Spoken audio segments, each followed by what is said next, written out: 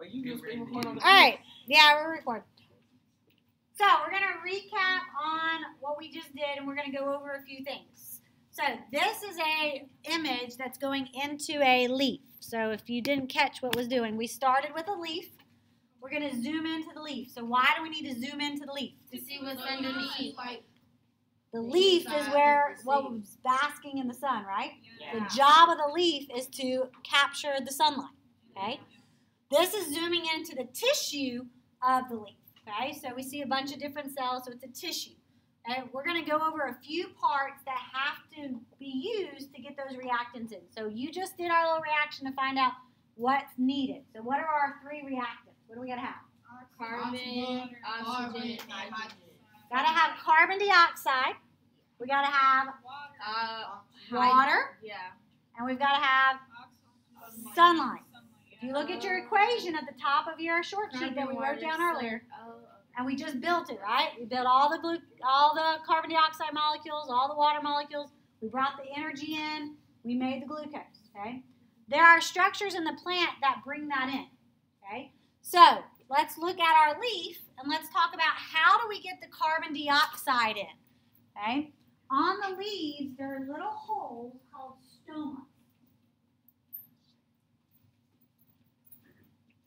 So if you see right here in this corner, there's little stomas, okay? This little hole right there, that's a stoma. It's going to open and close. It's going to open and close and open and close. And that's going to allow gases to go in and out. So what gas do you think is going in? Carbon dioxide. Good. Carbon dioxide is going in. What gas is coming out? Oxygen. Good. So the stoma is kind of like the plant's little mouth. It's opening and closing to bring those gases in, okay? So that's how the reactant gets into the plant. What's the other reactant that we need to bring into the plant? Water. Water. Okay. What part of the plant, whole plant, do you think is good? The roots. Going to bring in the water. But the water doesn't stay in the roots. It needs to go where? To everywhere. To the leaves. It's got to go up. Okay? And so there's a little tube called the xylem. So the blue tube over there, the xylem right here, that's going to bring the water up. Okay? And as that water goes up, the reason why it's going up is, remember osmosis? Yeah. The roots are going to be high. Inside the plant's going to be low. The water's going to move in. It's going to move up through the xylem. Okay? And then from the xylem, it's going to go to every single plant cell. What part of the plant cell do you think that water is going to go into? No. What organelle stores water? Vacuole. Good. So we're going to go into the vacuoles. Okay? Bringing back some more of what we've learned about. Remember hypotonic? Yeah. Plants like hypotonic. The reason why is it's going to force that water up through the plant into the cells constantly. Because in photosynthesis, are we constantly using water? So we're always going to be low. That means plants always going to need to be bringing in water to be high, and that's going to be forcing the water into the cells. Okay? So here's our vacuole that we need to fill up with water. So we just kind of went over. The stomas are bringing in Gases. which gas? Carbon dioxide. The xylem's bringing in The water. Okay, and then there's a third thing that we need to bring in. Sunlight. What's the thing that's going to bring in the sunlight? The cuticles. Okay, inside these green chloroplasts is a pigment called chlorophyll. It's green because it traps all the light but green. It actually expels green. That's why it sees green. So it absorbs red color of the spectrum. It absorbs yellow. It absorbs all the different spectrums of color, like the rainbow, except for green. Okay? Yeah, I heard y'all saying that earlier. Okay? So the chlorophyll in the green chloroplast is what absorbs the light. Okay? So we're going to zoom in to the organelle that all the fun photosynthesis is going to happen in. So what organelle am I going to zoom into? The chloroplast. Okay, so we're going to zoom in to the chloroplast. Okay, here is our chloroplast. We're going to zoom in a little bit more. Are you screaming? Wait, is that just one plant? Is it recording your voice too? All right, so here's our chloroplast. Okay, and we're going to label the parts real quick. So if you see on your picture or on your note sheet, see the picture down at the bottom? Yeah. Let's label the parts. Okay, so the outer part is obviously the outer membrane. You're just going to draw your own arrows. So here's your outer membrane. Inside, this is your inner membrane. So on your chloroplast down at the bottom, just draw your own little arrow in. The very outer part of it, that's the outer membrane. The little layer right below it's kind of cut out. That's the inner membrane. So we got the outer membrane is this outer part. The inner membrane is the one right below it. All right, then we're going to see these little tiny discs. Each one of those little discs is called a thylakoid. Okay, so draw you an arrow towards the little thylakoids. What about the two And then that big black thing that looks like a triangle, what I was trying to point to is that big stack of them. The big stack of them is called a granum. Okay, so the thylakoid is each one of the little stacks. The granum is all of them together.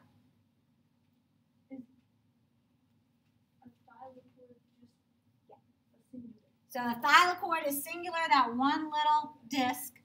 All the discs together is called a granum. Okay, and then the liquid part is the stroma, all on the outside, all in here around all the thylakoids is the stroma. Okay, so you can just kind of point to the whitish area, white around, and just write stroma. It's liquid. The two areas that we really care about are the thylakoid and the stroma. Because when we break this down into stage 1 and stage 2, the thylakoid is going to be where stage 1 takes place.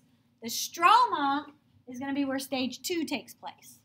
So what's stage 1? I'm about to tell you.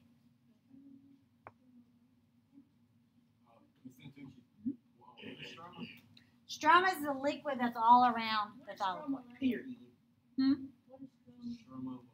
Stroma, that's just the passageways between thylakoid. We're not going to worry about that. So the main ones I want you to have labeled is a thylakoid, a granum, and a stroma. And then the outer and inner membrane. All right, so we're going to go into stage 1. So photosynthesis is broken down into 2 stages, but each stage has a job. Stage 1's job is really just to make the energy to run stage 2, okay? So stage 1 doesn't happen, stage 2 can't happen. Because stage 1's job is to make energy to run stage 2, okay? And to make that energy, we're going to actually trap the sunlight. We're going to turn that sunlight into a little bit of ATP. That ATP is then going to power the dark reaction, okay? But it's not enough ATP to power the whole plant. It's just enough ATP to power making glucose, okay? Because all of this is a chemical reaction. And does chemical reactions need activation energy? Yeah. All these reactions are going to use enzymes. And enzymes need a certain amount of energy to start them, start the reaction. So we're going to make a little bit of energy to start that. So we're going to go into stage 1. Stage 1 is going to be in the thylakoid. So that's the little disc there. So on your note sheet, find where it says stage 1. Here you are looking at a close-up of the thylakoid inner membrane, showing 5 specific points of interest on the electron transport chain. Click on any one of them for more information. I didn't remember it had sound because usually I have my sound turned off, but I'm recording myself, so yay, that scared me. Okay, so we're going to go through stage 1. So in stage 1 is called the light reaction. I'm giving you 2 names, so make sure you have space on that line. Light reaction. It's also called the light dependent reaction. Why do you think it's called the light dependent? You got to have light. Okay, so light's got to come in. Which one? Stage 1's name is light dependent, or also called the light reaction. Because it depends on Light. So if I put a plant in a closet with no light, what's going to happen to it? It's not going to grow. It's going to die because it's got to have light. It cannot make any energy without light. Okay? Now, it takes place in the, where did we just zoom into? The thylakoid. So it takes place in the thylakoid.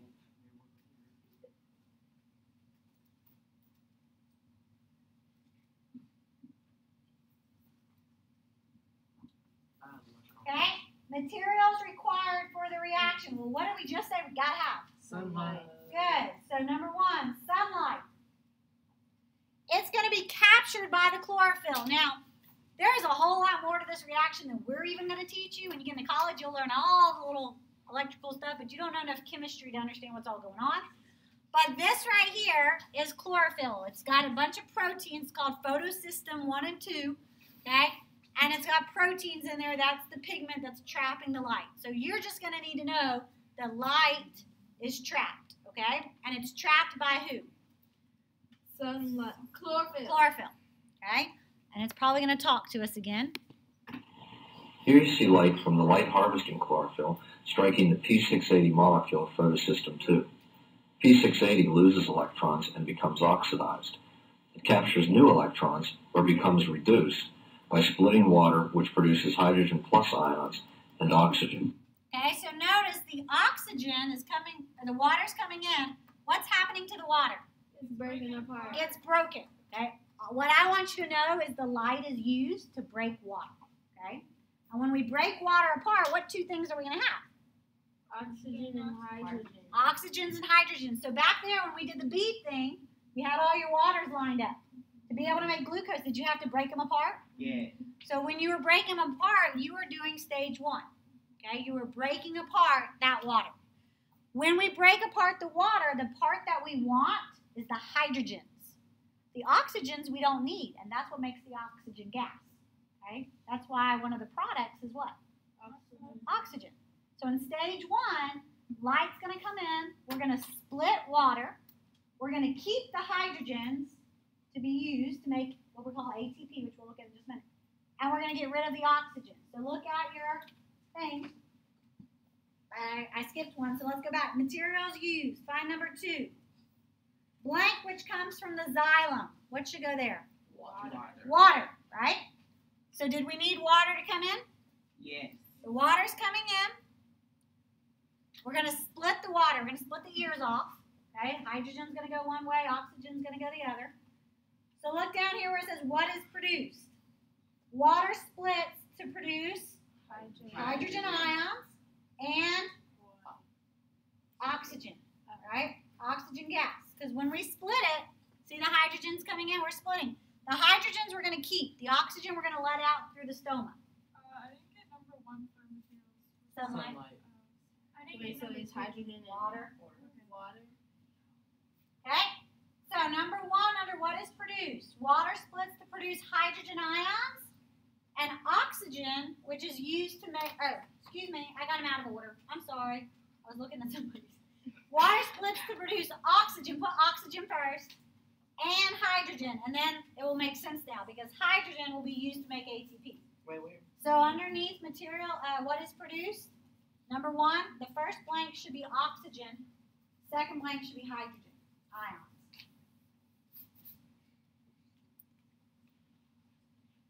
So we're going to split off water. We're going to keep what part? Hydrogens. We're going to get rid of oxygen. And have we made our first product of photosynthesis? Yes. Okay.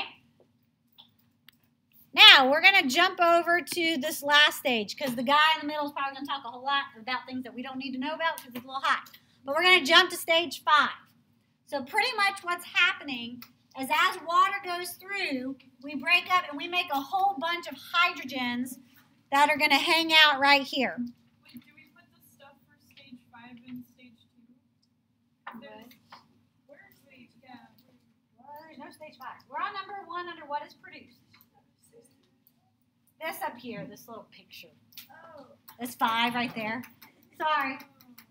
I'm sorry. Ignore that. So, what is produced? Number 1, you should have water splits to produce oxygen and hydrogen ions, and we're going to use that to make ATP. So watch. This is how we're going to use it. As we split them, a whole bunch of hydrogens are going to form right here. And we're going to make a high concentration. If we make a high concentration, where's it going to want to go? To low. To low. Okay? And so it's going to kind of be like, if you've ever seen one of those water wheels, you know what a big water wheel is? If I shoot a bunch of water after it, what does it do? It turns, right? Well, this is going to be hydrogen, and it's going to shoot through here. It's going to turn this little machine that makes ATP. So what's going to come in is ADP. We're going to turn it into ATP. But this machine can't work until I get hydrogens down here, which comes from the water. So we're going to watch this. He's probably going to say something. Represented here is the formation of ATP, hydrogen ions which have become concentrated on the inside from the splitting of water and during electron transport, diffuse through the ATPase complex, producing ATP. I sound a lot better. So here's our hydrogens. They're going to shoot through. As ADP comes in, we're going to phosphorylate. We're going to add that phosphorus, kind of like you did in the mitochondria. We added that third balloon, turned it back to ATP. The point of that is making ATP to run the second reaction. So the whole point of stage 1 is to make Light to break apart the water. To break apart the water and to make ATP. So here comes the water. It's coming in. Here comes our hydrogens. It's going to shoot through, and it's going to make our ATP and another little thing called NADPH. Okay? If you think about ATP as like $1 worth of energy, NADPH is like $0.25 worth of energy. They're both energies. Okay? So we're going to make energy. So let's look back at our sheet. Number 2, under what's produced. Blank is used to power the dark reaction, and blank is released. So the ATP and the NADPH, number 2, ATP and NADPH are going to be used to power the dark reaction. So number 2, under what is produced, ATP and NADPH, so here's our energies that we just made, they're going to be used to power the dark reaction. Do we need the oxygen anymore? No. So number 2, and oxygen is released out of the stomata. Ms. Santucci, what is NADPH? Okay, so NADPH is another energy molecule. Okay, we're going to think of ATP as like $1 worth of energy. NADPH is like $0.25 worth of energy. So all I want you to know is these two things, when you see them, they are energy. Which energy is bigger? ATP. Okay? Again, when you learn more chemistry, you'll learn more about it. Okay? So that's the light reaction. Light reaction is using light, break water, make ATP. The ATP is used to power the enzymes in the dark reaction. Okay? So the dark reaction is going to take place in the liquid part around the thylakoid. So what's the liquid part? Chlorophyll. Stroma. Oh. Okay, so we're going to go to the next side, stage 2. It's called the dark reaction. That doesn't mean it has to happen in the dark. It just means it doesn't need light. So another name for the dark reaction is the light independent. Okay, so stage 2 is called the dark reaction or light independent. And then because they like to confuse us anymore, it's also called the Calvin cycle because the dude that came up with it, found it, researched it. Okay, so stage 2 has 3 different names. Name 1 is the dark reaction. Name 2 is Light independent. light independent because it doesn't need light. We use that in stage 1. Or it's called the Calvin cycle. And what's going to happen is in the stroma, the liquid part, there's a bunch of enzymes. And what do we know enzymes like to do? Speed up chemical reactions. This is where we're going to break the rest of it. So remember when we did our little bead making, we had all of our carbon dioxides and we had all of our waters. We broke off the waters. Have we used up all the waters at this point? Yes. Because what did we just use in stage 1? ATP. We just used the waters, right? We broke the waters apart to get the hydrogen to make ATP. So think about back to your bead modeling. You had all those waters lined up. We just destroyed all of them. And now we're going to have them, and we used all the hydrogens to run the energy. So we got left with some oxygens. What have we not used yet? NADPH. Have we used the water. Hydrogen. What was the other thing? Reactants. We've used light. Carbon. We've used water. What's left? Carbon dioxide.